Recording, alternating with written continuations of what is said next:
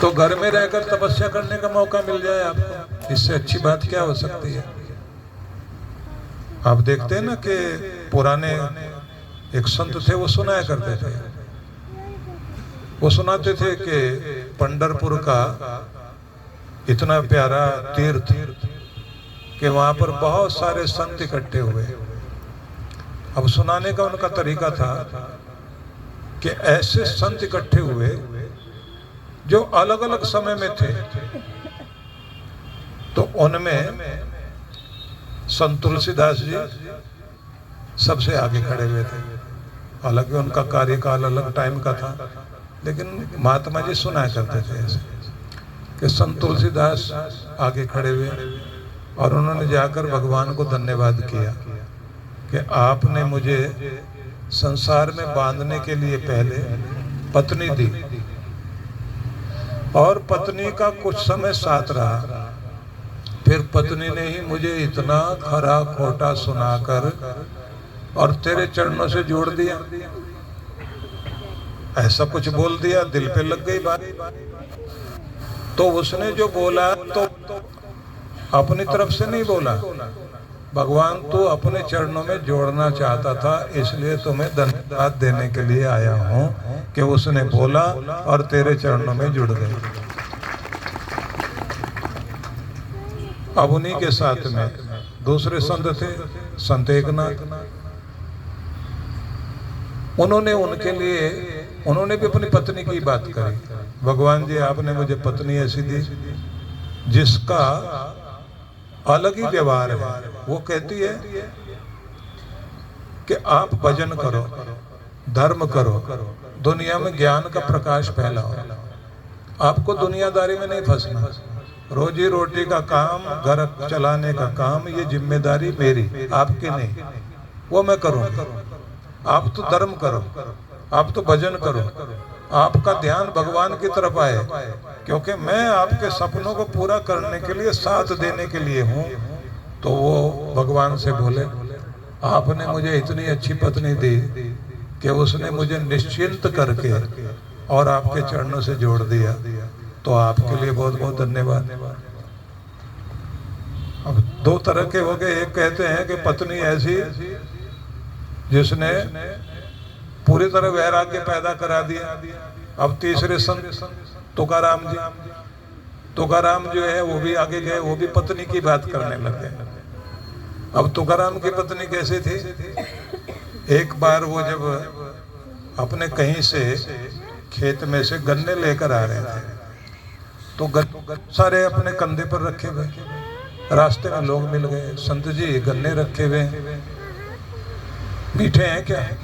बोले खा के देखो। जो भी मांगता गया उसको बांटते गए। कुछ बच्चों ने जाकर उसकी पत्नी से कहा कि वो इतने सारे गन्ने लाए थे, सारे बाहर बांटते घूम रहे हैं और उनके पास देख लेना एक भी गन्ना नहीं मिलने वाला। और उन्होंने सारे बांट दिए, एक ही गन्ना बचा था। अब जैसे घर में आए तो बोले भगवान ये तुम्हारे लिए लाए। अब उसने हाथ में गन्ना लिया और कहा ये एक का मैं क्या करूं, अपने सिर पे मारूं या तुम्हारे? ऐसे करके जो उसने घुमाया वो सच में उनकी टांग पे लग गया और लगा जोर से, और गन्ने के दो टुकड़े हो गए। अब दो टुकड़े हो गए तो इन्होंने एक टुकड़ा उठा के कहा ले भगवान ये तेरा ये मेरा, दोनों मिलके खाते हैं। और वो बात बात में झगड़ा करते थे। तो संत तुकाराम भगवान के आगे जाकर बोले तुमने ऐसी पत्नी दी जैसे जैसे मुझे दुनिया में थोड़ा लगाव होता है और मोह होने लग जाता है, वो बेचारी ऐसी कोई क्रिया करती है, मेरा ध्यान दुनिया से हट जाता है, तेरे चरणों में लग जाता है। बहुत अच्छी पत्नी दी भगवान, धन्यवाद। एक संत और थे, तो लंबी कहानी है, जिनका ये आता है कि उनकी नहीं रही और उसके बाद वो बेचारे जो है पूरी तरह से संसार से हटकर भगवान में लगे। तो झगड़े वाली है तो प्यार वाली है, तो हर स्थिति में ये जिनका मैं उदाहरण दे रहा हूँ, ये संत रामचंद्र राव डोंगरे जी महाराज का उदाहरण है। हालांकि इसमें ऐतिहासिक दृष्टि से देखा जाए तो ये संत सब अलग अलग समय में हुए हैं, लेकिन वो सुनाने के लिए ऐसे सुनाते थे जिसका मतलब होता था कि देखिए आपके घर का रिश्ता अच्छा है या बुरा है, आप हर चीज को इस तरह से जोड़ के चलो कि भगवान ने जो कुछ दिया बहुत अच्छा दिया और हम अपने भगवान की तरफ जुड़ के चलेंगे और हमारा धर्म करने में, भक्ति करने में ध्यान हटना नहीं चाहिए। तो जब आपका ध्यान धर्म की तरफ रहता है, भक्ति की तरफ रहता है, तो आपके घर का वातावरण कितना भी कड़वा हो या मीठा हो, उसे आप तप बनाकर अपने आप को उस तरफ ले जा सकते हैं जिससे कह सकते हैं आपकी आध्यात्मिक उन्नति हो जाए।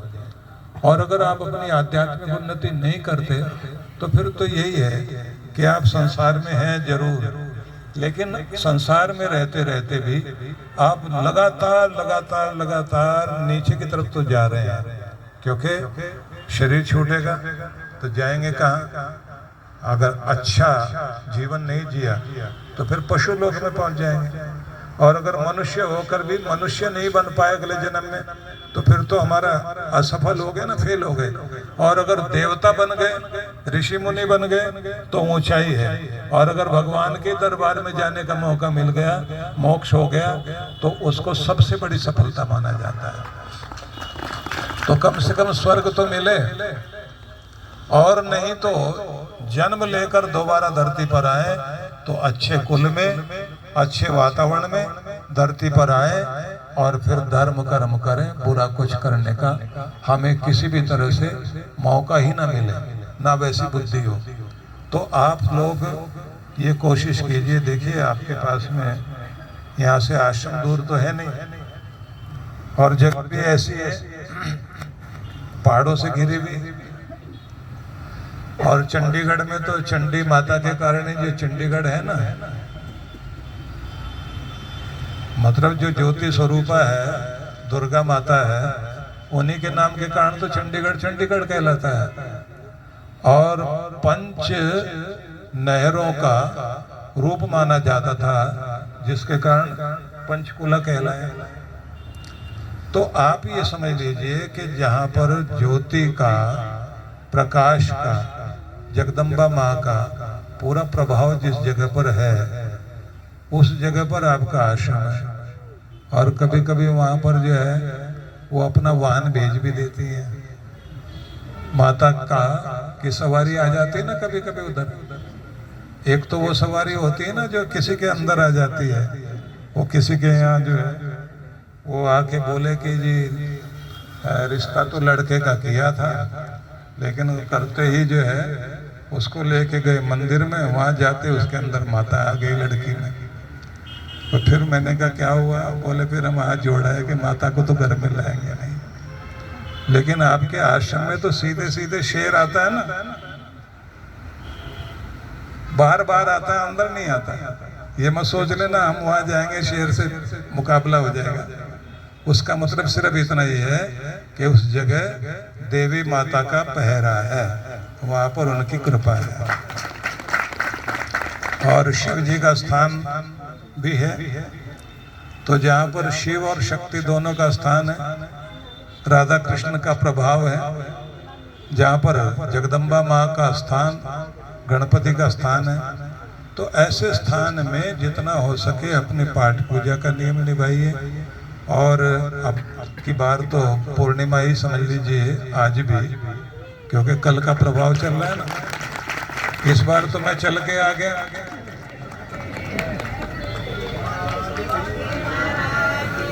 लेकिन हर बार नहीं होना चाहिए। अब आपको भी तो चल के आना चाहिए ना, दिल्ली बहुत दूर है क्या? तो दिल्ली को दूर मत बनाइए। तो अब आप लोग दोनों हाथ जोड़ लीजिए सभी लोग, और मैं सबके लिए इस समय मंगल कामना करूंगा। आप लोग भी पहले मन मन में अपनी किसी एक कामना के लिए भगवान से, भगवती से प्रार्थना कर लें।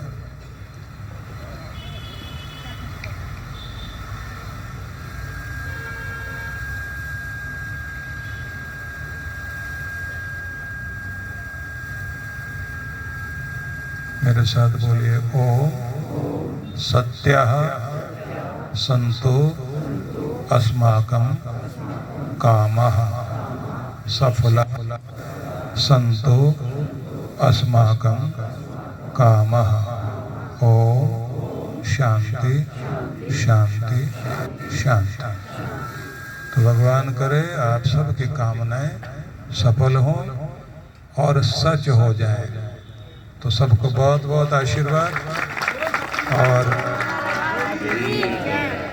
ये संयोग रहा, से कहा था मैंने कि मैं जाना जहाँ है उससे पहले इन सब से मिलना चाहता हूँ जो हमारे अपने सभी भक्त लोग हैं। तो इन्होंने आपको सूचना दी और आते का पहले आप अंदर जाओगे सबसे मिलोगे। मैंने कहा पहले सबसे मिले। और आप लोगों के लिए एक सौभाग्य की बात ये भी है, हमारे आनंद धाम आश्रम से 2 धर्माचार्य, दोनों ही बहुत ही योग्यतम हैं। खड़े हो जाओ दोनों ही। एक को जिम्मेदारी दी गई है पूरे हरियाणा की और दूसरे के पास पंजाब है। तो ये दोनों आप लोगों के बीच में हैं, तो इनका पूरा फायदा लें आप लोग। कर्मकांड में बहुत अच्छे विद्वान हैं। यज्ञ याग से लेकर के प्रवचन में, सत्संग, सब में पूरी तरह निष्णात हैं। तो अब आप लोगों को पूरा फायदा लेना चाहिए इन लोगों का। और दूसरा, महिला को अपनी मंडली बना के 3-4 मंडली बना लें और ढोलकी आपकी बजती रहनी चाहिए अलग अलग मोहल्ले में। और अब कुछ खास करके दिखाइए, फिर आगे चलकर मैं टाइम दूंगा आप लोगों को और हम कुछ दिन के लिए कार्यक्रम करेंगे। दूसरा, अभी अयोध्या में जो लोग आ सके कोशिश करो अयोध्या भी पहुंचे। कितने लोग आने वाले हैं हाथ खड़ा करें। अच्छा, इधर वाले आ रहे हैं, बहुत बधाई आप लोगों को। इनको तो अयोध्या दूर दिखाई दे रही है, इधर वालों को कोशिश करो पहुंच जाओ वहां पर। सरयू नदी के किनारे वहीं पर यज्ञ भी और वहीं पर आरती, और जहां पर भगवान राम जी का मंदिर जिसका शिलान्यास होने वाला है, इन दोनों के मध्य वाले भाग में एक स्थान में ध्यान का कार्यक्रम रखा गया है और रामलला के दर्शन करने का मौका भी आप लोगों को मिलता जाएगा। 500 सालों के बाद ये मौका आया है। तो आप समझ लीजिए 22 जनवरी को उद्घाटन होगा और हम लोग दिसंबर के 2 तारीख से 6 के बीच में, समझ लीजिए 3 से कार्यक्रम शुरू हो जाएगा, 2 को हम लोग पहुंच जाएंगे। तो ये मौका समझिए कि सबसे पहले तो आपको ही फायदे की बात हो रही ना, पहले फायदा आप ही को मिलेगा। जनवरी का क्यों इंतजार करना, अंदर भी ध्यान करना और बाहर भी ध्यान करना, बाहर भी दर्शन अंदर भी दर्शन भगवान के हो। तो आप सब लोग कोशिश करो वहां भी पहुंचना। बहुत बहुत आशीर्वाद। मेरे भोले भाले सतगुरु देव भगवान की जय।